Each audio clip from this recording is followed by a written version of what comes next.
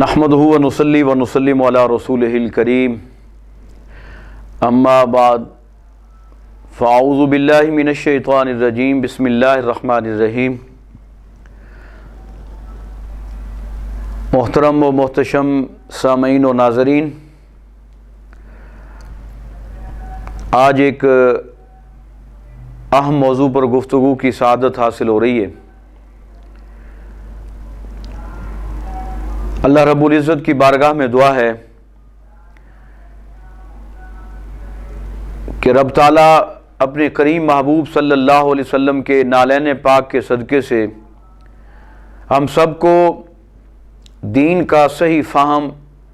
اور سمجھ بوجھ عطا فرمائے، اچھے اور برے کی پہچان نصیب فرمائے، کھرے اور کھوٹے کی رب ذوالجلال ہمیں معرفت عطا فرمائے۔ آج ہماری ذلت و رسوائی کی مین وجہ یہی ہے، بیسک وجہ ہے، بنیادی وجہ، کہ ہم نے کھرے اور کھوٹے میں تمیز جو ہے وہ ختم ہو گئی ہمارے اندر سے، وہ فرق ختم ہو گیا۔ کھوتا اور گھوڑا ہم نے ایک ہی سمجھ رکھا ہے، اور پھر جس کا خمیازہ ہمیں بھگتنا پڑ رہا ہے، جس کے اثرات بد اس معاشرے پر مرتب ہو رہے ہیں، معاشرے میں بگاڑ پیدا ہو رہا ہے۔ مثال کے طور پہ آج ایک شعبہ جو ہے مختصراً اس کے حوالے سے میں گفتگو کروں گا، اور اسی کا احاطہ کرنے کی کوشش کروں گا کہ یہ جو پیری مریدی ہے،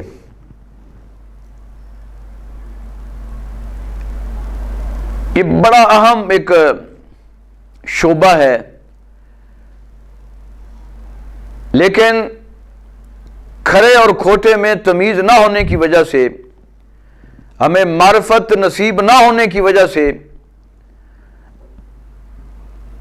آج ہم نے وہ نظارے ہم دیکھتے ہیں، وہ چیزیں اور وہ مناظر ہماری آنکھوں سے گزرتے ہیں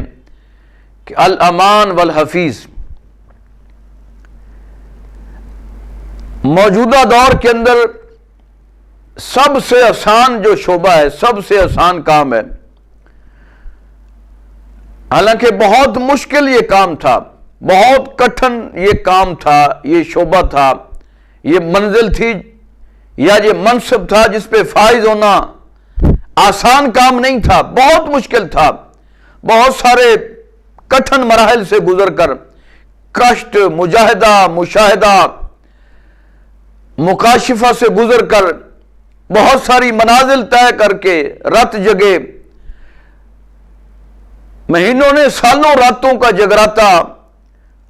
اور دن پہ پھر مصلی پہ ہونا، تسبیح، تحلیل، ذکر، فکر، تلاوت، عبادت، رکوع، سجود، قیام، رب تعالیٰ سے ایک تعلق کی مضبوطی کے یہ سارے ذرائع استعمال کرنے ہوتے تھے، پھر جا کر کہیں کوئی منصب ولایت پہ بندہ فائز ہوتا تھا، پھر جا کے کہیں بندہ منصب سجادگی پہ بیٹھتا تھا، کسی خانقاہ کا سجادہ نشین بنتا تھا، کسی آستانے کا جناب وہ گدی نشین بنتا تھا۔ لیکن آج ہر گلی محلے کے اندر آپ کو ایک آستانہ نظر آئے گا، ایک خانقاہ نظر آئے گی۔ کیوں؟ اس لیے کہ یہ تو آج بڑا ایک آسان کام بن گیا ہے کہ گلے میں تسبیحاں ڈالیں دو چار کلو کا جناب وہ لوہا اپنے جسم پر کڑوں کی صورت میں، انگوٹھی اور مندریوں کی شکل میں، زنجیریوں کی شکل میں، بیڑیوں کی شکل میں پہنے، اور ایک اجرا سا بنا لیں جس پہ جناب سبز جناب اس اجرے کو جناب چولا چوغا پہنا دیں، دو چار اگربتیاں جلا دیں، اور دو چار ہماری آس پاس جناب رکھ دیں، اور وہ پھر جناب لٹیں اپنی بڑی کر لیں، 2 مہینے نہائے نا، اور بس وہ لوگ آپ کو کہیں جی بڑے پہنچے ہوئے ہیں، جی بڑے بزرگ ہیں، یہ بڑے اللہ والے ہیں، بڑی معرفت والے ہیں۔ بس 2-4 جناب آپ چیزیں وہ تعویذ دینا سیکھ لیں، بازار سے کتابیں ملتی ہیں آج کل، تو آپ پیر بن جائیں گے، ہزاروں لاکھوں کمائیں گے آپ۔ آج کل تو پورا ایک دھندا بن چکا ہے نا، یہ کاروبار بن چکا ہے، یہ بزنس ہے، بزنس نوٹ چھاپنے کی یہ بہت بڑی مشین ہے۔ آستانہ ہو، خانقاہ ہو، اللہ ماشاءاللہ بہت ساری خانقاہیں فیض تقسیم کر رہی ہیں، قال اللہ قال رسول کی صدا بلند ہو رہی ہے الحمدللہ،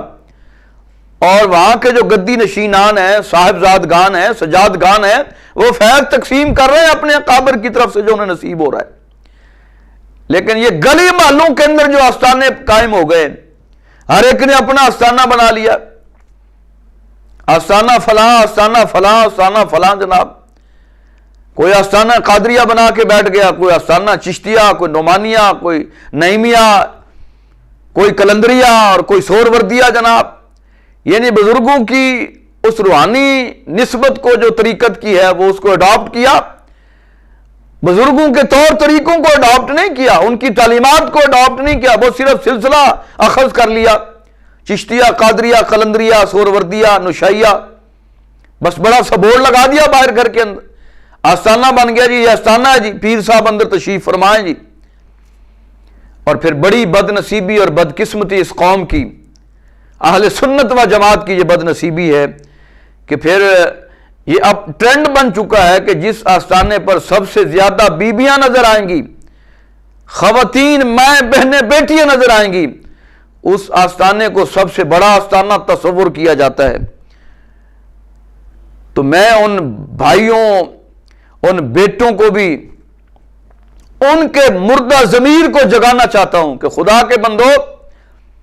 ایک نامحرم پیر کے پاس، مرد کے پاس جو نام نہاد پیر ہے، جو طریقت سے بھی واقف نہیں ہے، تصوف سے بھی واقف نہیں ہے، علم اس کے پاس نہیں ہے، اور اس کو خود غسل کے فرائض کا نہیں پتا۔ میں ایسے بہت سارے نام نہاد پیروں کو جانتا ہوں جن کو غسل کے فرائض کا نہیں پتا، جن کو نماز کی شرطوں کا نہیں پتا، نماز کے فرائض کا نہیں پتا، وضو کے فرائض کا نہیں پتا، طہارت صغریٰ، طہارت کبریٰ کے بارے میں انہیں آگاہی حاصل نہیں ہے، اور دین کی جو بنیادی چیزیں ہیں، مبادیات دین میں سے جو ہیں، ان کو ان چیزوں کے بارے میں ککھ نہیں پتا۔ بس وہ تسبیح پکڑی ہوئی ہے جناب، موٹے منکوں والی، اگر بتیاں جل رہی ہیں بس تسبیح پہ تسبیح، منکے پہ منکا گھمایا جا رہا ہے، نماز کا کوئی پتہ نہیں ہے۔ اور بد نصیبی ہے، جاہل قسم کے پیر میں نے دیکھے ہیں جو اپنے مریدوں کو یہ تعلیم دیتے ہیں کہ جی نماز تو دل کی ہوتی ہے، یہ جو ہے یہ تو ظاہری، یہ تو ٹکرے ہے، استغفر اللہ، نعوذ باللہ من ذالک، یعنی وہ اتنے اہم فریضے کو جو شہادتین کے بعد نماز جیسا اہم فریضہ ہے،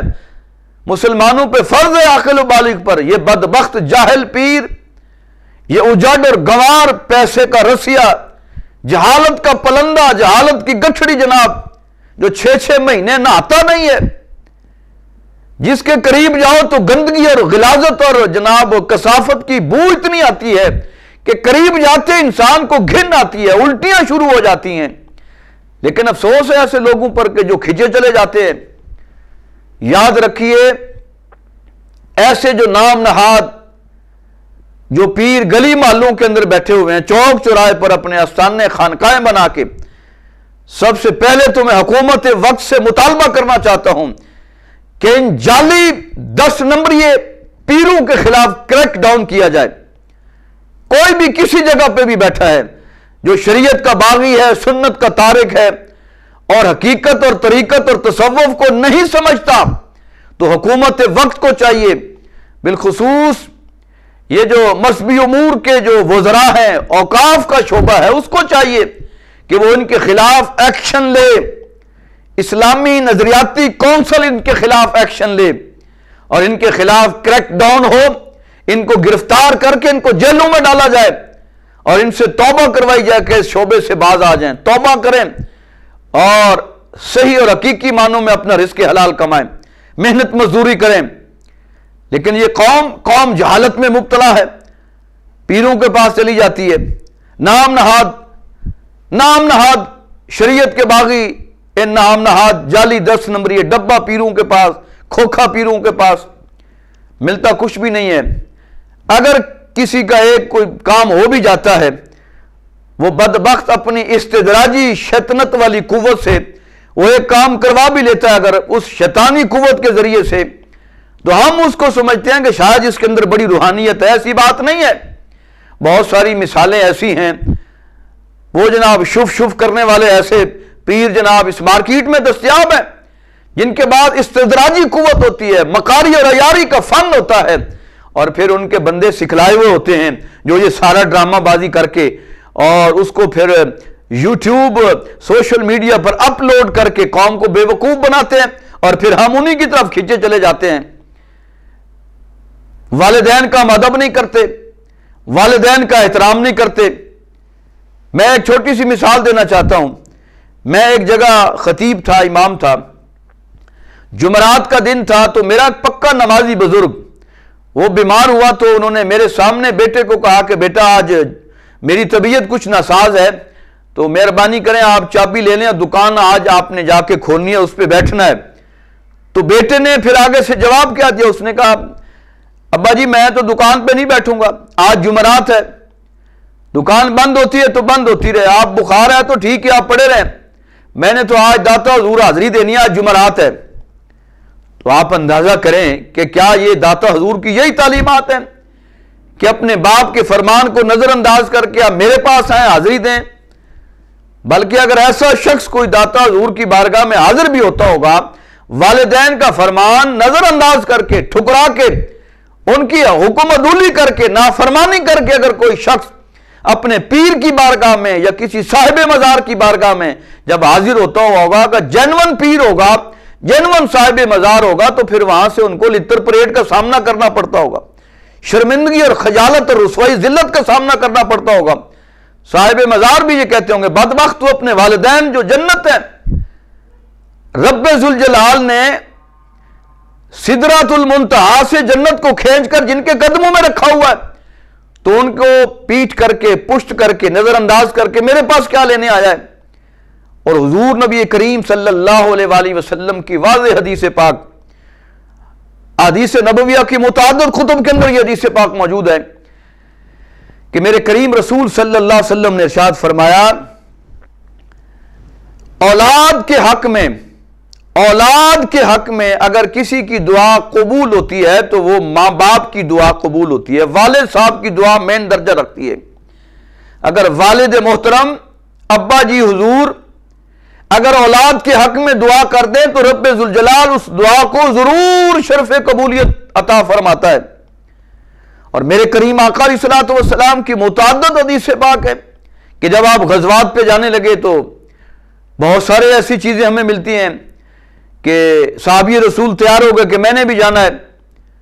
میرے کریم کو پتہ چلا کہ گھر میں ان کے ماں باپ ہیں، ضعیف ہیں، خدمت کرنے والا اور کوئی نہیں ہے، تو پوچھا تمہارے گھر میں والدین ہیں؟ جی یا رسول اللہ۔ بیمار ہیں؟ جی بیمار ہیں۔ ان کا کوئی کرنے والا کوئی نہیں ہے؟ جی کوئی نہیں ہے۔ تو پھر آپ جہاد میں میرے ساتھ کیوں جا رہے ہیں؟ آپ جائیں واپس اپنے والدین کی خدمت کریں، ان کی تیمارداری کریں، ان کے لک آفٹر کریں، دیکھ بھال کریں، ان کی عادت کریں، ان کو سکھ پہنچائیں، ان کو آرام اور راحت پہنچائیں اپنی خدمت کی وجہ سے۔ تو میرے کریم رسول صلی اللہ علیہ وسلم نے فرمایا، اللہ رب العزت تمہیں والدین کی خدمت کے ساتھ ساتھ اللہ رب العزت تمہیں جہاد پر جانے کا بھی ثواب عطا فرمائے گا۔ بلکہ حج کے حوالے سے بھی فرمایا کہ حج پہ نہ جاؤ، والدین ضعیف ہیں، والدین بیمار ہیں، کرنے والا کوئی نہیں ہے ان کی خدمت کرنے والا، تو ان کو اکیلا چھوڑ کر آپ نے حج پہ بھی نہیں جا سکتے۔ اگر ان کی خدمت کرو گے تو رب ذوالجلال تمہیں والدین کی خدمت کے ساتھ ساتھ حج کا ثواب بھی تمہارے کھاتے میں تمہیں عطا فرمائے گا۔ بہت ساری مثالیں موجود ہیں، وقت کی کمی کے پیش نظر ایک دو ہی مثالیں میں نے احادیث نبوی آپ کے سامنے رکھی ہیں۔ تو کہنے کا مقصد یہ ہے کہ والدین جو ہیں ان کی خدمت کریں، ان کا ادب کریں۔ بہت سارے ہم نے ایسے دیکھے ہیں، بلکہ ایک جگہ پہ میں، یہ سیالکوٹ کا واقعہ ہے، وہاں پہ محفل نعت تھی، محفل نعت کے بعد خطاب تھا، بندہ ناچیز کا خطاب ہوا، ایک پیر صاحب آئے ہوئے تھے، تو اس کے بعد کھانے کا بندوبست تھا، تو بہت سارے لوگ، جس جگہ کھانے کا ارینج کیا گیا تھا تو وہاں بہت سارے لوگ بھی چاہنے والے پیر صاحب کے بھی اور پھر ہم سے بھی ملنے کے لیے لوگ آ گئے. تو میں نے دیکھا کہ وہ جس گھر میں انتظام تھا، جس مرید نے پیر صاحب کو بھی بلا رکھا تھا، ہمیں بھی دعوت دی ہوئی تھی کہ کھانے وغیرہ کا انتظام ہے، تو وہ جو شخص ہے، کافی لوگ پیر صاحب کے پاس کھڑے تھے، ہم بھی بیٹھے ہوئے تھے، پیر صاحب بیٹھے تھے، تو وہ جب کچھ چیز لے کے آیا تو ان کے والد محترم بھی ضعیف تھے، وہ بھی ساتھ کھڑے ہوئے تھے. تو اس شخص نے اپنے والد کو دھکا دیتے ہوئے کہا کہ سائڈ پہ ہو جائیں، میں نے پیر صاحب کے لیے کھانا میں لا رہا ہوں، سائڈ پہ ہو جائیں، آپ بیٹھ جائیں ادھر، تنگ نہ کریں مجھے، بیٹھ جائیں آپ ادھر. تو جب میں نے یہ منظر دیکھا تو پھر دیکھا نہ گیا، صاف ظاہر ان کو پھر سمجھانے کی کوشش کی کہ اللہ کے بندے، آپ کو پیر و مرشد نے یہی تعلیمات دی ہیں کہ والد کی تضحیق کریں، توہین کریں، بے ادبی کریں. اسلام تو اس چیز کی اجازت نہیں دیتا. میں نے کہا پیر صاحب دیکھ لو، یہ آپ کے مریدین جو ماشاءاللہ ہیں، یہ ان کو یہی تعلیمات آپ نے دی ہے. اللہ کے بندے، والدین کے بارے میں تو باقاعدہ حدیث نبوی ہے، اللہ کا حکم قرآن میں موجود ہے، وَبِالْوَالِدَيْنِ احسانا، والدین کے ساتھ احسان کرو، حسن سلوک کرو، حسن اخلاق کے ساتھ پیش آؤ. یہ قرآن کا حکم ہے. ہم نے قرآن کے حکم کو نظر انداز کر کے، حدیث نبویہ کو نظر انداز کر کے پیر کی بات کو آگے رکھا، پیر کی ہستی کو آگے رکھا. تو شریعت اس بات کی اجازت نہیں دیتی. اس کو پھر سمجھایا محبت سے، پیار سے کہ ایسا نہ کریں. والدین کا ادب جو ہے، احترام، یہ مقدم ہے پیر صاحب سے. یاد رکھیے، سب سے پہلے جو ہے وہ آپ کے والدین ہیں گھر میں. یہ دونوں میں سے ایک کو زندہ ہے، ماں یا باپ، وہ دونوں مقدم ہے. پیر کا رتبہ بعد میں ہے. یاد رکھیے گا یہ بات. اگر ایسا ہوتا کہ پیر مقدم ہوتا یا کوئی اور ہستی مقدم ہوتی، حالانکہ میرے کریم آقا علیہ الصلوۃ والسلام سید الانبیاء والمرسلین، مقصود کائنات ہے، فخر موجودات ہے، یعنی ختم نبوت کا تاج جن کے سر مبارک پر پہنایا گیا، رکھا گیا، وہ ہستی مبارک. اور آپ ہی کے دور میں وہ حضرت خواجہ اویس کرنی رضی اللہ تعالیٰ عنہ کا واقعہ سب جانتے ہیں کہ وہ اپنی بوڑھی ماں کی خدمت کی وجہ سے ظاہری زندگی میں حضور نبی کریم صلی اللہ علیہ وسلم کی زیارت نہ کر سکے، دیدار نہ کر سکے. یہی تعلیمات محمدیہ ہیں، یہی تعلیمات شریعت اور اسلام ہے. تو پھر رب تعالیٰ نے ان کو کتنا بڑا مقام عطا فرمایا. سید التابعین ہے وہ، سید التابعین. اور پھر میرے کریم آقا علیہ الصلوۃ والسلام دو جیس صحابہ کو، حضرت عمر فاروق اور مولا علی شیر خدا کو آپ کے پاس بھیج رہے ہیں، اور اپنا جبہ مبارک دے کے بھیج رہے ہیں، اور ساتھ یہ بھی ارشاد فرما رہے ہیں کہ ان سے جا کے کہنا کہ امت کے لیے دعا فرمانا، دعا کرنا. کتنا بڑا اعزاز، کتنی بڑی فضیلت یہ رب تعالیٰ نے عطا فرمائی صرف ماں کی خدمت کی وجہ سے. تو عرض کرنے کا مقصد یہ ہے کہ ان جعلی پیروں سے جان چھڑائے. یہ چھو چھو کرنے والے جعلی پیروں سے جان چھڑائیں. اصل جو پیر ہیں وہ آپ کے ماں باپ ہیں، ان کی خدمت کریں، ان سے دعائیں لیں، گھر سے نکلتے وقت ان سے دعا لیں. اللہ کے رسول نے یہ تو نہیں فرمایا کہ مرشد کا جناب چہرہ دیکھیں گے تو حج کا ثواب ہوگا. اللہ کے رسول نے واضح حدیث نبوی ہے، رسول کریم صلی اللہ علیہ وسلم نے یہ ارشاد فرمایا کہ اگر محبت کے ساتھ ماں یا باپ کے چہرے کو جو بھی شخص دیکھے گا، عقیدت اور محبت سے دیکھے گا، اللہ رب العزت اسے مقبول مبرور حج اور عمرے کا ثواب عطا فرمائے گا. یہ واضح حدیث نبویہ میں یہ ارشاد موجود ہے. تو کوشش کریں ان جعلی بہروپیے 2 نمبر ڈبہ پیروں سے، کھوکھا پیروں سے، اجڑ گنوار جو 6 مہینے یار نہاتے نہیں ہیں جی، اتنی لٹیں اور جناب لباس کثافت اور گندگی اور غلاظت میں مبتلا، آپ پھر ان کو روحانی جناب وہ مانتے ہیں مرشد. تو کچھ انسانوں، مسلمانوں، بھائیوں، بیٹوں، بزرگوں، کچھ تھوڑا سا اپنے ضمیر کو بھی جگاؤ، اپنے اندر ایک شعوری مہم، بیداری کی لہر پیدا کرو، فہم سیکھو دین کا ادراک کہ پیر ایسے نہیں ہوتے. پیر تو وہ ہوتا ہے جو شریعت کے مطابق زندگی بسر کرنے والا ہو. نماز پنجگانہ کا دیکھا نا شیخ عبد القادر جیلانی رضی اللہ تعالیٰ عنہ, اللہ نے کیا مقام عطا فرمایا کہ 40 سال تک عشاء کے وضو سے نماز فجر ادا فرمائیے, اور خود جماعت کرواتے تھے, خود مصلی امامت پہ کھڑے ہوتے تھے. آج کل کے اکثریت جعلی 10 نمبری پیروں کو تو امامت کا نہیں پتہ کیسے کروائی جاتی ہے. ایسے تجربات ہم نے کیے ہیں, مشاہدات کیے, ہم نے دیکھے ہیں کہ مصلی امامت پہ کھڑے ہوتے ہیں, سورۃ فاتحہ پڑھنے نہیں آتی. یعنی وہ بھی صحیح معنوں میں جناب سیاسی طور پہ وہ رحمان ملک یا اعتزاز احسن جناب وہ ثابت ہوتے ہیں کہ جن کو قل هو اللہ احد نہیں آتی. تو پھر ایسے لوگوں کے ہاتھ چومنا, ان کی عزت کرنا, ان کی توقیر کرنا, یہ شرعن حرام ہے, شرعن حرام ہے. ان کو نذرانے دینا یہ شرعن حرام ہے. وہی پیسہ اپنے ماں باپ کی خدمت پہ صرف کریں, ان کی لک آفٹر پہ خرچ کریں, سردیوں گرمیوں میں ان کو سوٹس لے کے دیں, ان کی بنیادی ضروریات کا خیال رکھیں, وہ بیمار ہوں ان کی تیمارداری کریں, ان کی صحت کا خیال رکھیں, ان کو فروٹس کھلائیں, ان کو اچھی اچھی غذا کھلائیں جو بوڑھے ماں باپ ہیں. اللہ رب العزت بھی راضی ہوگا, اس کے محبوب بھی آپ پہ راضی ہوں گے. یہ جو آپ ہزاروں روپے جناب مشٹنڈے جعلی قسم کے, جاہل قسم کے, اجڑ گوار قسم کے پیروں کو جا کے دیتے ہیں, یہ شرع حرام ہے, اس سے بچیں. یہ پیسے کا ضیاع ہے. اپنے رزق حلال کی کمائی کو ان پیروں پر مت خرچ کریں. ہاں اگر کوئی جنون پیر ہے, اللہ والا ہے, جو آپ کا تعلق اللہ سے ملانے والا ہے. مرشد کا تو معنی یہی ہوتا ہے نا کہ آپ کا ہاتھ پکڑے اور پکڑ کر بارگاہ رسالت میں کھڑا کر دے, خلفائے راشدین کی بارگاہ میں, جناب ابو بکر صدیق کی بارگاہ میں کھڑا کر دے, حضرت عمر فاروق کی بارگاہ میں کھڑا کر دے آپ کو, حضرت عثمان غنی کی بارگاہ میں, مولا علی شیر خدا کی بارگاہ میں آپ کا ہاتھ پکڑے اور کھڑا کر دے جناب کہ لو جی آپ کو ہم نے یہاں سے پکڑا اور یہاں بارگاہ رسالت میں, بارگاہ اصحاب رسول میں